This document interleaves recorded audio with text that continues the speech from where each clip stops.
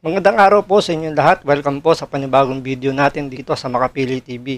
Ngayon, napag-usapan naman natin yung issue pa rin ng West Philippine Sea at ng pinagtatalo ng isla o yung dispute island dito sa West Philippine Sea ng China. So dito, nakakapangisda na raw yung ating mga mangisdang Pilipino. Hindi na raw sila takot ngayon na pumalaot papunta ron. Diba? Kasi nakita na nila na pumapalag na yung Philippine Coast Guard natin. So, panoorin natin tong balitan to. Maganda to eh. Speaking of mga atapang-atao, ito, isang atapang-atao to. Hindi natatakot sa China ang isang mangingisdang Pinoy, kaya buong tapang siyang nakipagpatintero sa China Coast Guard habang nasa Scarborough Shoal. Ang ilan niyang kasamahan sa laot, ikinwento ang malabangungot na enkwentro tuwing sila'y mangingisda sa sarili nating karagatan. Nasa frontline na balitang yan, si Jenny Dongon. Ito po, yung China, inarangan po kami. Ayaw po kami pala sa tape. Ayan po, inarangan po kami yung China. Nasunod sa amin. Hindi pa man nakakapasok sa Scarborough o Panatag Shoal ang mga mangingisdang ito mula Subic, Zambales. Nakapalibot na sa bangka nila ang mga naglalakihang barko at speedboat ng China Coast Guard. Kaya naman ang mangingisdang si Mang Arnel sakay ng kanyang maliit na bangka. Nakipagpatintero sa mga dambuhalang barko ng China. Makapasok lang sa Scarborough. Kuha ito noong September 22. Sabi ni Mang Arnel, kung pairali ng takot, baka dumating ang araw na di na sila makakalapit sa Scarborough Shoal. Pero hindi kami takot pa rin sa pag-isda. Doon lang. Kasi kung matatakot ka, ano yung mangyayari, sir? Gano'n, bubulihin ka nila. Lalo ka bubulihin. Eh, kung hindi na ka dapat matakot. Kailangan, kung bubulihin ka nila, bulihin mo na rin na. Buwis buhay man daw ang mga isda. Sa sarili nating bakuran, makikipagsapalaran sila. Ating po, bahura yan eh. Babanggayin ka nila eh. Ay kung matikas-tikas yung bagang, babanggayin ko sila eh. Kung kwento lang daw ng paghihirap sa Scarborough. Alam mo na unang naisip ko kagad dito, sabi ko, kung mayaman lang ako, kunwari milyonaryo ako, bibigyan ko siya ng speedboat. Nakita ko kasi yung habulan nila eh. Di ba? As in, habulan sila doon, no? Doon sa, medyo, syempre, dehado ito, kahoy lang yung ganyan. Dito sa isa, parang yung yung speedboat talaga, yung mga ginagamit sa pelikula eh. Pag ako may pera lang siguro, talagang bibigyan ko to. Alam mo, bibigay ko pa dito baka jet ski.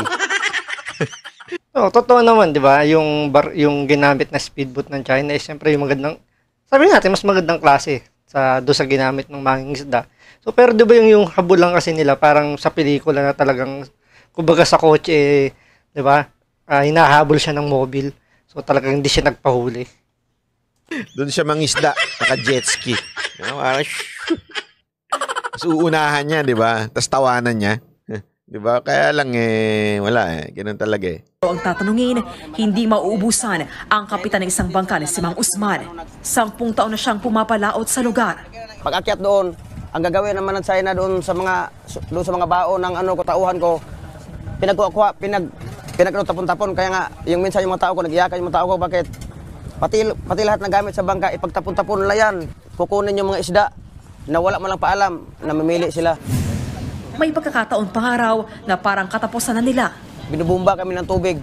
Parang buhaw yung tumambak dito sa dami ng tubig na binagsakan ako. Parang nangatruma yung mga kapatid ko. Nagka-ferry squad kami na kalabit na lang. Talagang tinitigan kami talaga ng ganun. Kaya pati yung mga tauhan ko, mga matanda, nanginginig sa sobrang takot. Putuli mo na lang.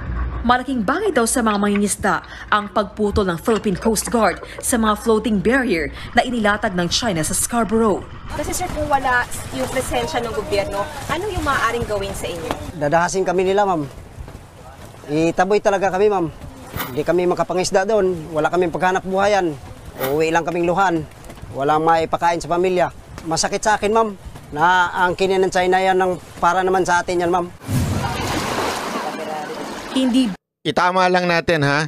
Ayan pong lugar na yan ay para ho sa lahat. Okay? Hindi lang ho yan. Ang masama kasi dyan, itong China, pinipigilan tayo. Okay? Tayo, hindi rin naman natin dapat silang pigilan. Para sa lahat ho yan. Yan ay dinesisyon na para sa lahat. at pwedeng mangisda. Malaya ho dyan dapat ang lahat na mangisda. Ang nangyayari ngayon, mukhang etong China, mukhang sumusobra. At hanga ako nga kay Kuya dahil kita nyo naman, di ba? Talagang lumaban. Alam nyo, there's a lesson here. Sana sa Coast Guard natin. Ang lesson dito, kung yung mamanga na yon, yung mangingisda na yon, ginawa niya yan. At hindi naman siya binomba at binarel o whatsoever. Ibig sabihin, bluff lang ang ginagawa ng China. Dito maganda yung punto ni Banat Bay dito. Oo nga naman, di ba? Ang liit na bangka, nag-iisap, nakalusot siya doon. Oo, medyo ginigit-git siya pero never siyang tinutukan ng baril, hindi siya binaril, hindi siya binomba ng tubig, hindi binangga yung bangka niya. Pero 'di ba, nakalusot siya. Ibig sabihin nga, parang itong China is binablap lang yung mga Pilipino. Kaya nga napaka-importante nung merong presensya ng Coast Guard natin doon. Kasi kung nandun ng Coast Guard natin, at least magdadalawang isip itong China na gumawa ng mga ganong klaseng panghaharas. Kasi alam nila, binabantayan sila, kinukuha na sila ng video, may panlaban tayo. Kasi nga, tandaan nyo, yung Scarborough na yan, Baho de Masinloc, hindi siya totaling sa Pilipinas. Ang sabi dyan ng UN Arbitrary Tribunal, is ano yan, traditional fishing ground. So lahat yan parang open for all mangisda. Yun lang talaga sumusobra lang yung China na siyempre sa laki ng populasyon nila, kailangan nila ng maraming pagkain. Kaya ginagawa nila, talagang nambabraso sila kung saan sila pwedeng mambraso. 'Di ba? Hindi naman nila tinaob, hindi ho nila totaling binangga, hinarangan. Bluffing ang ginagawa. Ibig sabihin, this is a indication na we can do it without the help of Navy, pero Coast Guard lang. Sabayan natin.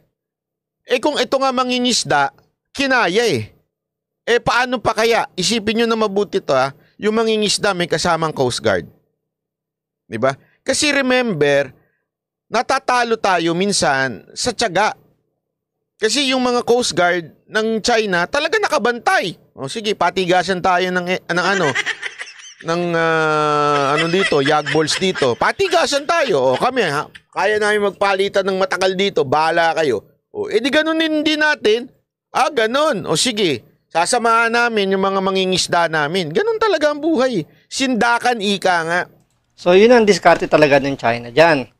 Diba? Talagang may pondo sila para tumagal yung kanilang mga barko doon. Unlike kasi sa atin, limited ang budget ng Coast Guard natin. So, siyempre, sa gasolina pa lang, yung krudong ginagamit nila sa pagbiyahe ng barko, kung kapos nga naman sila sa budget, paano nga naman sila tatagal doon? Hindi naman pwede nakapatay yung makina ng barko doon sa laot.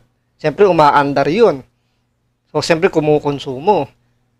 Kaya nga, ang diskarte dapat dyan, samahan ng Coast Guard natin itong mga mangingisda natin.